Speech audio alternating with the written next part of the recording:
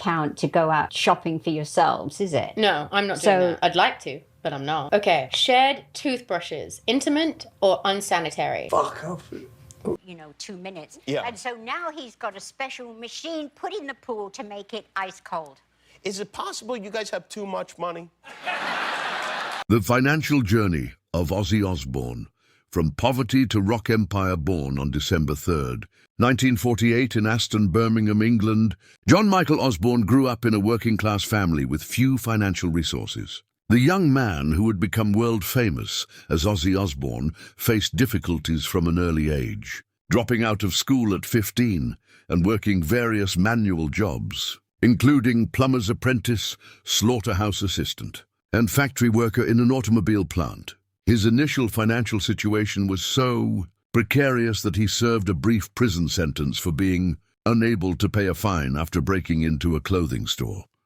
The turning point in Ozzy's financial life began in 1968, when he joined Tony Iommi, Geezer Butler, and Bill Ward to form what would initially be called Earth, but soon renamed Black Sabbath.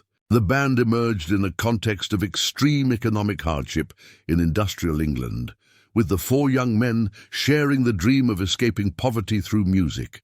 During this initial period, Ozzy and his companions could barely afford the rent for a small apartment they shared, depending on performances in local pubs that yielded just a few pounds per night. Black Sabbath's first self-titled album, released in February 1970, was recorded under modest conditions. The band entered Regent Sound Studios in London and recorded the entire album in a single day, with an extremely limited budget of approximately £600, equivalent to about £10,000 or $13,000 in today's values. This financial limitation ended up defining the raw, direct sound that would become the band's trademark. Despite mixed critical reception, Black Sabbath reached number 8 on the British charts and number 23 in the USA, selling more than 1 million copies in its first year. It is estimated that this album earned the band around £25,000, approximately $60,000 at the time, divided among the 4 members and the record label. However, due to unfavorable contracts common in the music industry of that period, Ozzy probably received less than £5,000 as his initial share.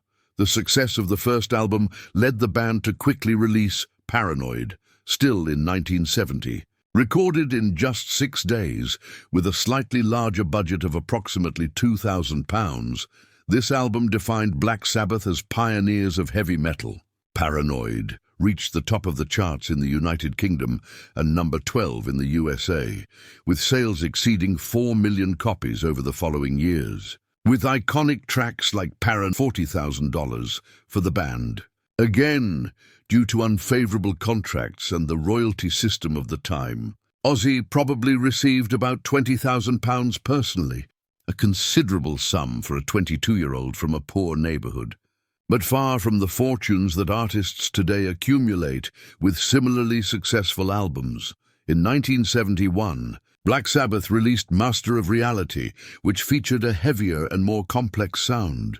The band was already beginning to enjoy better recording conditions, with a budget of around £5,000. The album sold more than 2 million copies and generated approximately £150,000, $360,000 in income for the band. Ozzy's share may have reached £30,000, but the band's overall financial situation remained complicated. Despite growing commercial success, financial management was problematic. The band had high consumption of alcohol and drugs and was frequently deceived by managers and record labels. The management of Black Sabbath's career was initially done by people without significant experience in the music sector, which resulted in disadvantageous contracts with Voller 4, 1972, Sabbath Bloody Sabbath, 1973, and Sabotage, 1975. Black Sabbath consolidated its status as one of the most influential heavy metal bands. Recording budgets progressively increased, reaching about £30,000 for Sabotage, The combined sales of these three albums exceeded 6 million copies globally, generating estimated earnings of £700,000, approximately $1,700,000. Ozzy's portion of this amount was probably around £150,000. During this period, the band could already afford to travel on private jets and stay in luxury hotels, but excessive spending, combined with problems with drugs and alcohol, prevented them from accumulating significant wealth. Ozzy's last albums, with Black Sabbath, Technical Ecstasy, 1976, and Never Say Die, 1978, were recorded in a context of growing internal tension and personal problems. The budget for these albums was considerably higher, approximately £50,000 each, reflecting the inflation of the 1970s and the band's status. However, sales did not meet expectations, with approximately 1 million combined copies, generating revenues around £300,000, $600,000. Ozzy's share probably remained below £70,000 for both albums. In 1979, after almost a decade with Black Sabbath, Ozzy was fired from the band due to his problems with alcohol and drugs. Until that moment, it is estimated that he had accumulated approximately £300,000, approximately $600,000, in direct earnings with the band. However, much of this money had been spent on an extravagant lifestyle and substance consumption. Upon being expelled from Black Sabbath, Ozzy found himself in a precarious financial situation, depressed, and without clear prospects for the future. The turnaround came through Sharon Arden, later Sharon Osbourne, daughter of businessman Don Arden, who took over the management of Ozzy's solo career. Under Sharon's guidance, Ozzy released Blizzard of Oz in 1980 with a relatively modest budget of £60,000. The album was a surprising success, selling more than 6 million copies over the years and generating approximately £2 million, $4,700,000 in revenue. With a more favorable contract and Sharon as his manager, Ozzy received a much larger portion of these earnings. Estimated at around £800,000, Diary of a Madman, released in 1981, consolidated Ozzy as a musical powerhouse in his own right. With a production budget of approximately £80,000, the album sold more than 3 million copies, generating estimated revenues of £1,200,000, $2,500,000. Ozzy's share of this amount probably reached around £500,000. This period marked a significant improvement in Ozzy's financial situation. Although he still struggled with drug and alcohol addiction, the 1980s were characterized by a series of successful albums, including Bark at the Moon, 1983, The Ultimate Sin, 1986, and No Rest for the Wicked, 1988. Production budgets for these albums progressively increased, reaching £200,000 for No Rest for the Wicked. The combined sales of these three albums exceeded 8 million copies, generating estimated revenues of £5 million, $8 million. With increasingly 91, considered by many as one of Ozzy's best works. With a production budget of approximately £350,000, the album sold more than 5 million copies globally, generating estimated revenues of £4 million, $7 million. Ozzy's share of this amount probably reached around £2 million. During this decade, Ozzy and Sharon also launched Ozzfest in 1996, a music festival that would become a significant source of additional income, generating between $10 million and $20 million annually, of which Ozzy received a substantial portion. Osmosis, 1995, was another commercial success, with sales of approximately 3 million copies and estimated revenues of £3 million, $5 million. Ozzy's share of this amount probably reached around £1,500,000. At this point, Ozzy and Sharon had already accumulated considerable fortune, investing in real estate and other businesses. After a 6-year break without studio releases, Ozzy returned with Down to Earth 2001, which had a production budget of approximately £500,000. The album sold about 1,500,000 copies, generating estimated revenues of £2 million, $3 million. Ozzy's share of this amount probably reached around £1 million. The year 2002 marked an unexpected turning point in Ozzy's career, with the launch of the reality show The Osbournes by MTV. The program, which documented the eccentric daily life of the Osbourne family, became a cultural phenomenon and a financial goldmine. It is estimated that Ozzy and his family received approximately $20 million for the 4 years the program ran. Additionally, the show catapulted Ozzy to a new level of fame, transforming him into a pop figure recognized even by people who weren't heavy metal fans, which resulted in lucrative advertising and merchandising contracts. The subsequent albums, Black Rain, 2007, Scream, 2010, and Ordinary Man, 2020, had production budgets between £600,000 and £1 million each, although physical sales decreased compared to previous works, reflecting changes in the music industry with the rise of streaming.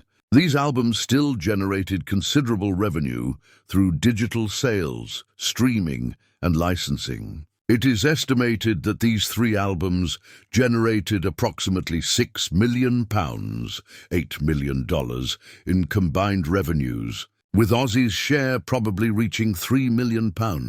In 2013, Black Sabbath reunited with Ozzy to release 13, their first studio album together in 35 years. With a production budget of approximately £1,500,000, the album was a commercial and critical success, debuting at #1 on the charts in the United Kingdom and the USA.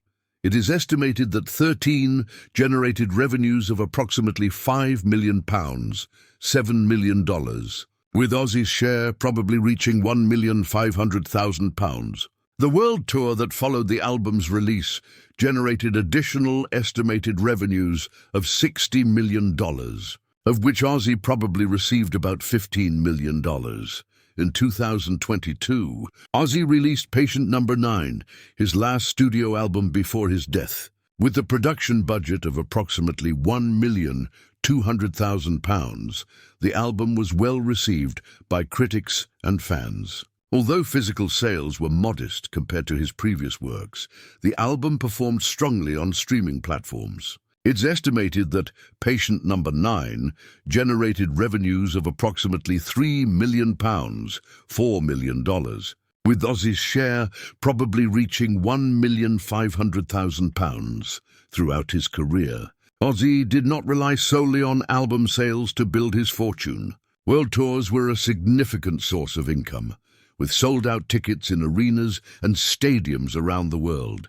It is estimated that Ozzy's solo tours generated more than $250 million in revenue throughout his career, of which he probably received between $80 million and $100 million. Merchandising was another important source of income for Ozzy. T-shirts, posters, accessories, and other licensed products with his image and logos generated estimated revenues of more than $50 million throughout his career, of which he probably received between $20 million and $25 million in royalties.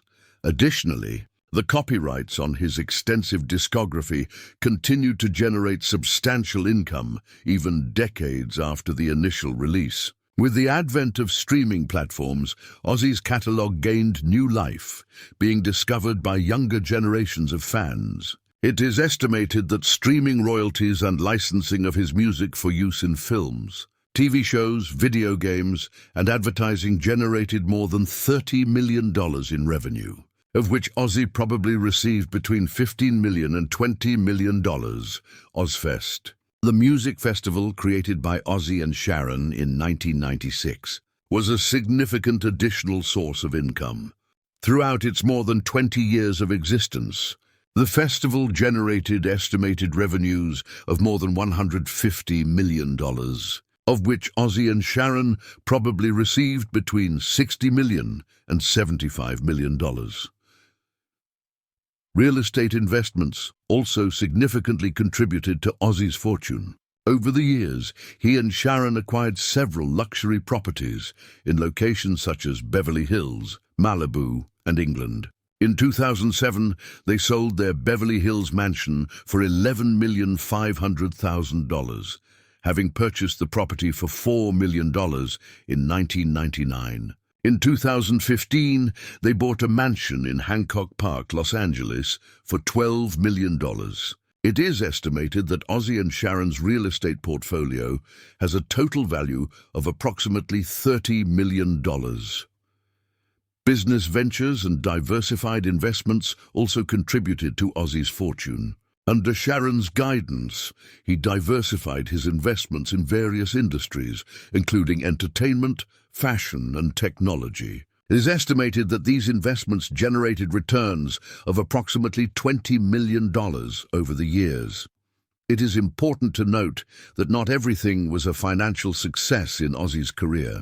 He faced various challenges and setbacks over the years. Legal problems, including lawsuits related to his controversial lyrics and allegations that his music incited suicide, cost him millions in attorney fees and settlements. In 1985, he faced a lawsuit after a teenager's suicide, whose parents alleged that Ozzy's music had influenced their son's decision. Although the case was eventually dismissed, the legal costs were substantial.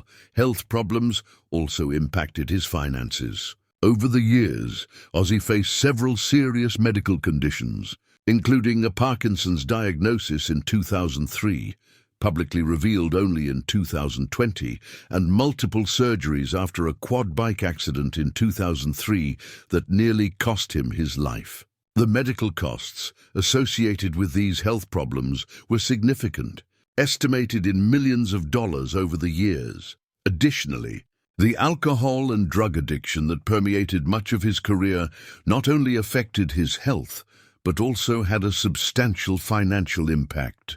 It is estimated that Ozzy spent millions of dollars on substances over the years. In addition to the indirect costs associated with the loss of professional opportunities and rehabilitation treatments.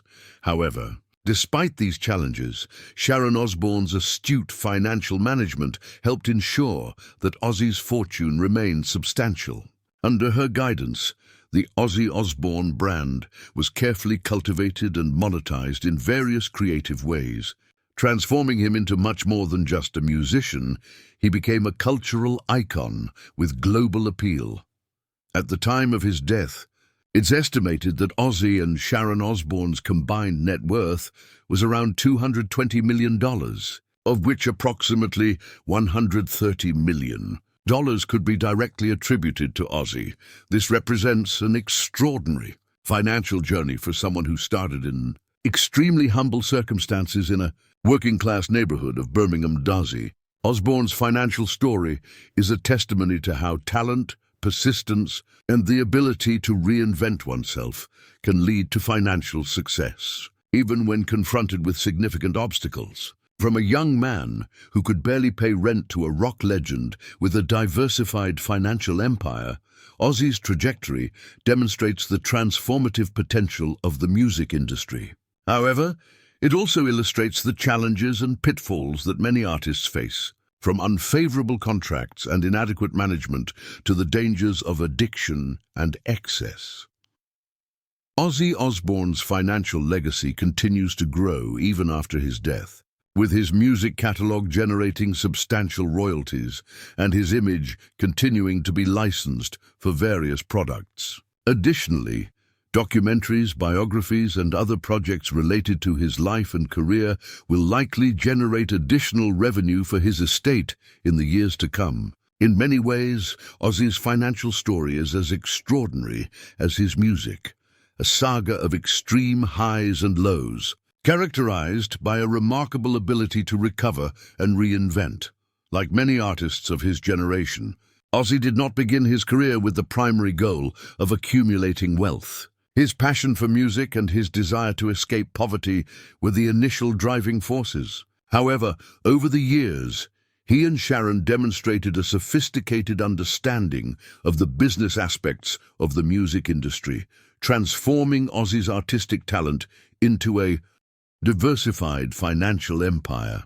This combination of artistic passion and commercial astuteness helped ensure that, unlike many of his contemporaries, Ozzy could enjoy financial security in his later years, leaving a substantial legacy for his children and grandchildren.